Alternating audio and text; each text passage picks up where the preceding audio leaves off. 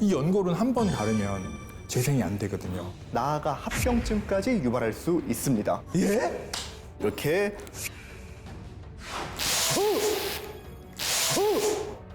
바로 연골에 을 더하는 겁니다. 짜잔! 안녕하세요. 여러분의 건강지킴이 최희입니다. 자, 오늘 저희와 함께 굿모닝 건강 브런치를 든든하게 채워줄 세 분의 전문가들 소개해드리겠습니다. 안녕하세요. 안녕하세요. 반갑습니다. 반갑습니다. 아니, 요즘 네. 노후자금 준비해놨어? 이런 얘기 많이 하시잖아요. 오, 들어봤어요. 근데 이제는 노후자금뿐만 아니라 이것까지 준비해야 한다고 하는데요. 뭔지 혹시 아시나요? 노후 자금은 이제 마련됐잖아요. 그러면 놀 친구가 필요합니다. 그래서 노후 친구가 필요하다. 괜찮은데요? 그런 생각인데 정답인가요? 정답은 아닙니다. 제가 원한 정답은 아니었고요. 우리 선생님들 정답 알려주실까요? 네, 정답은 바로 노후 관절입니다. 노후 관절요? 관절. 노후 자금은 말 그대로 노후에 사용하려고 모아놓은 돈이잖아요. 네, 노후 관절도 마찬가지입니다. 관절은 다른 장기와 다르게 사용하면 사용할수록 닳아서 결국 사용할 수 없게 되거든요. 노후 자금처럼 젊었을 때부터 잘 지키고 관리해야지만 노후에도 지금처럼 관절을 활용해서 걷고 뛰고 움직일 수 있다는 의미입니다. 아니, 어느 순간부터 저희 부모님도 이렇게 비가 오면은 무릎이 시큰시큰 아프지라는 이야기도 많이 맞아. 하시고 일기예보 안 봐도 돼요.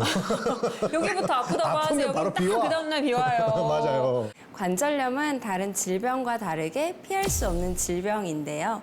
실제로 국내 퇴행성 관절염 환자 수가 2023년 기준으로 해서 430만 명을 넘어섰다고 해요.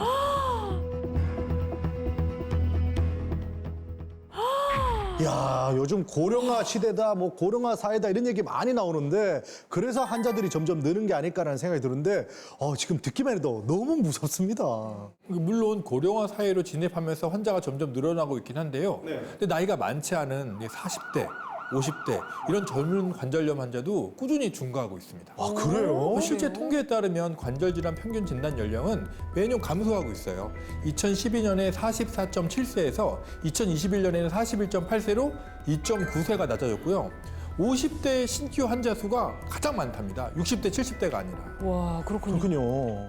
특히 주변 보면 남성보다 여성분들이 맞아요. 관절염으로 좀 고생하는 경우가 많은 것 같은데 맞아요. 여기에도 특별한 이유가 있을까요? 네, 이유가 있습니다. 바로 자세 때문입니다. 우리나라는 가식 문화이기 때문에 양반다리, 쪼그려 앉기, 한쪽 무릎 세우고 앉기 이런 자세에 익숙하잖아요. 특히 이 쪼그려 앉는 자세가 본인 체중의 6배에서 7배 정도의 압력이 무릎 관절에 더욱 가해지게 됩니다. 그래서 무릎 건강에 매우 치명적인 자세예요. 근데 사실 암이나 뭐 심혈관 관련된 이런 병이 걸리면 죽을 수도 있기 때문에 좀 겁이 날 수 있지만 뭐 퇴행성 관절염 이런 것들은 무릎만 좀 아프고 뭐 쑤시면 되지 않을까라는 생각이 들면서 경각심이 좀 떨어지긴 하거든요. 하지만 관절염을 방치하면 생명에 치명적인 혈관 질환으로 이어질 수도 있습니다. 아니, 우리가 혈관 질환하면 딱 떠오르는 뇌졸중, 심근경색 이런 거요? 이 관절염에 있는 염증이 가만히 머무는 것이 아니라 혈관을 타고 우리 몸 곳곳으로 퍼져나갑니다. 이때 염증에 노출된 혈관이 손상되고 혈전이 생기면서 각종 혈관 질환으로 이어지고 나아가 합병증까지 유발할 수 있습니다. 실제로 무릎 관절염이 있는 사람이 일반인보다 심혈관 질환 발생 위험이 1.26배, 심근경색은 1.2배, 뇌졸중은 1.29배 높았다는 보고도 있습니다. 이뿐만이 아니라 관절염이 심해지면 걷기가 힘들잖아요. 제대로 걷지 못하게 되는 보행장애가 생기면 특히 나이 많으신 어르신들은 우울감을 유발하게 됩니다. 결코 만만히 볼 수 있는 질환은 아닙니다. 와, 근데 이거 저희는 다 나이가 먹잖아요. 그럼 다 관절염이 생길 건데 너무 무섭다는 생각이 듭니다. 맞습니다. 그래서 우리 선생님들이 노후 관절을 위한 비법을 핵심만 쏙쏙 뽑아서 강의로 만들어 오셨다고 하는데요. 함께 청해 듣도록 하겠습니다.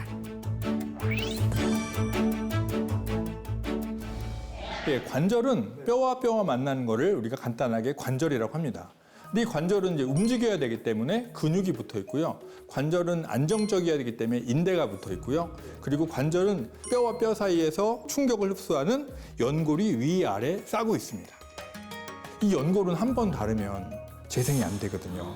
그렇게 이 중요한 연골 두께가 얼마나 될 것 같으세요? 그래도 뼈를 이렇게 왕충 작용을 하려면 그래도 좀 있어 한 5cm 정도는 되지 않을까요? 그 정도는 돼야 이 두꺼운 뼈들이 부딪혔을 때 보호할 수 있을 것 같은데요? 그렇죠. 그래서 그런 중요한 연골 두께는 바로 이 껌 2개 정도 두께입니다. 그러니까 사람마다 조금씩 차이는 있지만 관절 연골의 두께는 3mm밖에 안 됩니다. 참 3cm가 아니라 3mm요? 3mm인데 이게 재생도 안 된다고 하셨잖아요. 그리고 생각보다 너무 얇은 거 아니에요? 그러니까 위에가 한 3mm, 아래가 한 3mm 정도 있으니까 한 5에서 6mm 정도 벌어져 있으면 정상 관절로 볼 수가 있겠죠. 그래서 이렇게 얇은 3mm 연골이 하는 일은 되게 많습니다. 뼈 사이의 마찰을 최소화하고요. 그다음에 충격을 흡수하는 쿠션 역할도 하고요. 접지력을 넓혀가지고요. 하중을 고루 분산하게 하는 이런 역할을 하고 있거든요. 이해를 좀 돕기 위해서 아주 간단한 실험 영상을 준비했습니다. 2개의 비누가 있습니다. 뼈라고 한번 가정을 해볼까요? 서로 마찰을 시키면 어떻게 될까요? 아우. 이렇게 염증이 생기면서 뼈에 상처가 나고 하는 이런 것들을 관절염이라고 합니다. 아, 이걸 관절염이라고 하는군요. 그럼 이번에는 이제 비누와 비누 사이에 쿠션 역할을 해주는 애를 한번 넣어볼까요? 그리고 이렇게 연골이 저 클레이처럼 뼈와 뼈 사이에서 충격을 흡수해주고 부드럽게 움직이게 해주는 역할을 하고 있습니다. 실제 사진을 하나 준비했는데요. 왼쪽을 보시면 건강한 관절의 사진입니다. 보시면 이렇게 우유빛깔로 위아래 딱 싸고 있는 게 관절 연골이거든요. 연골 하얀 부분이 그런데 오른쪽 관절염 환자 관절을 보면요. 연골이 벗겨져가지고 좀 빨갛게 드러난 부분이 그러네요, 있죠. 그러네요. 네. 그러게요. 저기 뼈가 이제 살짝 이제 보이게 하는 거예요. 그래서 실제 계단을 다니거나 일상생활을 할 때 아주 많이 아프고 실제 그런 거동도 힘든 상태가 되겠습니다. 만약 저런 상태가 되면 어떻게 치료해야 하나요? 그래서 오늘 이렇게 주사 치료 좀 종류를 좀 설명을 좀 드려보려고 하는데요. 네. 첫 번째 연골 주사입니다. 예, 그 보통 우리가 이제 윤활 성분을 넣어드리는 거예요. 이제 부드러워지라고요. 실제 연골이 재생되는 건 아니어서요. 그런 약간 한계가 있는 주사이긴 합니다. 그렇구나. 예, 두 번째는 이제 뼈 주사입니다. 뼈 주사로 부르는 주사는 우리가 이제 스테로이드 주사를 이제 뼈 주사라고 이제 많이 부르는데요. 이 스테로이드는 아주 강력한 소염제여서요. 염증을 엄청 많이 가라앉혀요. 이 주사를 맞으면 물이 되게 많이 가라앉거든요. 와. 근데 이 주사의 단점은 네. 너무 자주 많이 맞으시면요. 부정출혈, 이런 전신적인 부작용도 발생할 수 있고 게다가 혈당을 올리는 큰 부작용도 있습니다. 지금 우리가 방송 보시고 관절염 걱정 많이 하시는 60대, 70대 이상에서는 그래서 이런 대부분의 주사들이 연골이 이미 다 닳아버리면 할 수 있는 게 없어요. 아니, 선생님, 그럼 어떻게 됩니까? 다 닳고 나면 뭐 어떤 치료법은 있을 거 아닙니까? 그래서 선생님 여기 계신 거 아닙니까?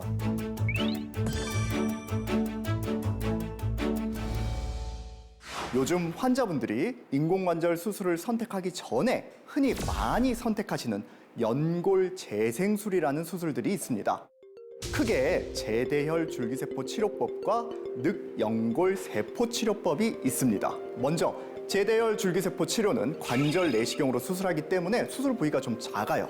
하지만 뼈에다 이렇게 미세한 구멍을 여러 개 뚫어야 됩니다. 관절 내시경을 통해서 손상된 연골 부위에 줄기세포 치료제를 투여하는 방식이 되는 거고요.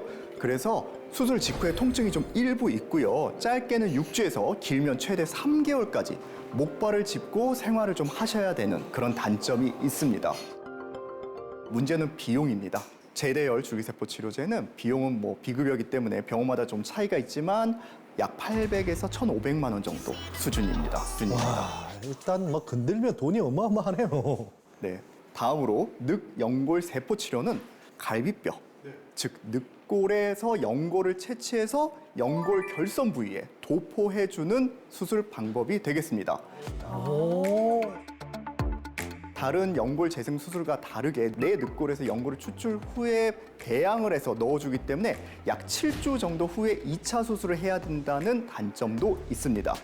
환자의 인체에서 연골 형성 능력이 높다고 알려진 늑골 연골을 이용해서 수술하기 때문에 재활이 상대적으로 빠른 편입니다. 2번의 수술을 해야 되는데 비용은 약 1,300에서 2,000만 원 정도 수준입니다. 네.